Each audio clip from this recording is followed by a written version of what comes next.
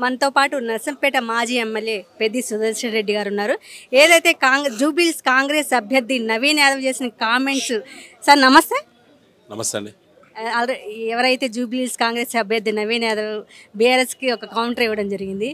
BRS వాళ్ళకి గల్లీలు తిరగని వాళ్ళ ఇళ్ల మొహం కూడా చూడండి, ఏమంటారు సార్ దీన్ని? అది తన యొక్క నిజస్వరూపం, అది సహజత్వం. తన సహజత్వానికి ప్రతీక నవీన్ యాదవ్ గారు కాంగ్రెస్ పార్టీ అభ్యర్థిగా నిన్న మొన్న మాట్లాడే మాటలు. ఎందుకంటే వారి యొక్క జన్మత వచ్చినటువంటి లక్షణాలు మధ్యలో పోవు.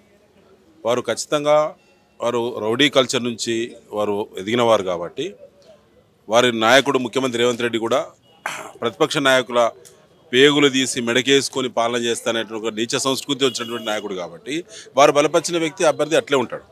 కాబట్టి వారు గల్లీలు తిరగనివ్వము, గల్లీల నుంచి బయటికి పోరు, సొంతిల్లు చూడరు అనేటువంటి వారు పెట్టేటువంటి ధమ్కీలు అయితే ఉన్నాయో, వారు ఇచ్చే ధమ్కీలు అది గాలిలో రేణువు లాంటిది. అలాంటి చాలా చూసినాం తెలంగాణ ఉద్యమంలో. వారు ఆ విధంగా మాట్లాడుకుంటే బాగుండేది. ఎందుకంటే వారు అభ్యర్థిగా ఉన్నారు, వారు అధికార పార్టీ అభ్యర్థిగా ఉన్నారు. అభ్యర్థిగా ఉండి స్వయంగా ముఖ్యమంత్రి పర్యవేక్షణలో జరిగేటువంటి ఎన్నికకు సంబంధించిన అభ్యర్థిగా ఉండి ఆ రకమైనటువంటి మరి రౌడీ సంస్కృతి నుంచి వచ్చేటువంటి మాటలు మాట్లాడడం అనేది ప్రజాస్వామ్యంలో అది మంచిది కాదు.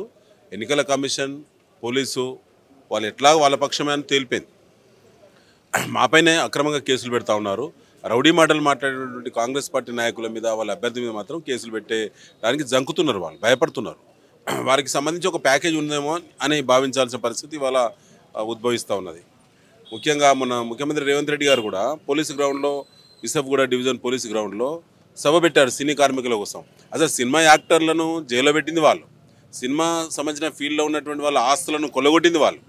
వాళ్ళు అనేక సెటిల్మెంట్ల పేరు మీద భయభ్రాంతులకు గురి చేసి సినీ ఇండస్ట్రీ ఇక్కడ తగ్గడానికి గల, తక్కువ సినిమాలు రావడానికి గల కారకులే కాంగ్రెస్ ప్రభుత్వం వచ్చిన తర్వాత. కేసీఆర్ గారు ఉన్నప్పుడు అద్భుతమైనటువంటి సినిమాలు ఇక్కడ వచ్చినాయి. సో రేవంత్ రెడ్డి పుణ్యాన ఉన్న సినీ ఇండస్ట్రీ పూర్తిగా నత్తనడక నడుస్తూ ఉన్నది, అందరికీ తెలిసినటువంటి వ్యవహారం. జూబ్లీహిల్స్లో ఏమన్నా ఓట్లు తగ్గుతాయన్న ప్రెస్టేషన్లో ఏమన్నా కాంగ్రెస్ పార్టీ ఉందంటారా? 100% వాళ్ళు ప్రెస్టేషన్లో ఉన్నారు కదా. వారు నోట్లకి వెళ్ళి వచ్చిన ప్రతి వర్డ్ ఆవేశం నుంచి వచ్చింది, వారికి అభద్రత నుంచి వచ్చింది.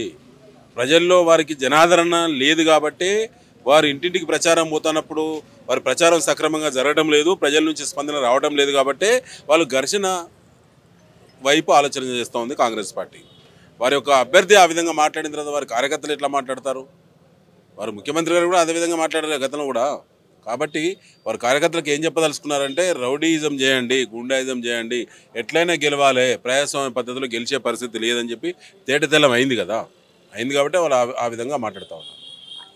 ఎలక్షన్లో పోటీ చేసిన అభ్యర్థులు ఇలాంటి ఆవేశపూరితమైన మాటలు మాట్లాడకూడదు. ఆల్రెడీ ఎవరైతే నవీన్ యాదవ్ తండ్రి శ్రీశైలం యాదవ్ని బైండ్ ఓవర్ కేసు కూడా పెట్టడం జరిగింది.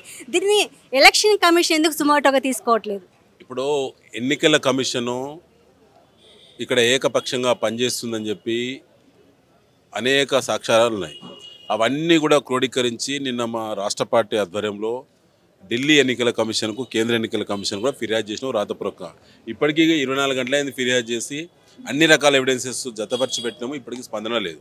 మొత్తంగా ఏమర్థం అవుతుందంటే, ఇక్కడ బీఆర్ఎస్ పార్టీ టార్గెట్ తెలంగాణ రాష్ట్రంలో. జూబ్లీహిల్స్ ఎన్నికలు కనుక బీఆర్ఎస్ మళ్ళీ గెలిస్తే మళ్ళీ కేసీఆర్ గురించే తెలంగాణ ప్రజలు ఆలోచించే పరిస్థితికి వచ్చింది. ఇప్పటికే గ్రౌండ్లో మళ్ళీ కేసీఆర్ గారి పాలనే రావాలని చెప్పి ప్రజలందరూ మెజార్టీ కోరుకుంటున్నారని ఒక సంకేతం తెలంగాణ ప్రజలకు పోవడం ద్వారా ఉన్న అధికార పార్టీ ఉనికికి ప్రమాదం.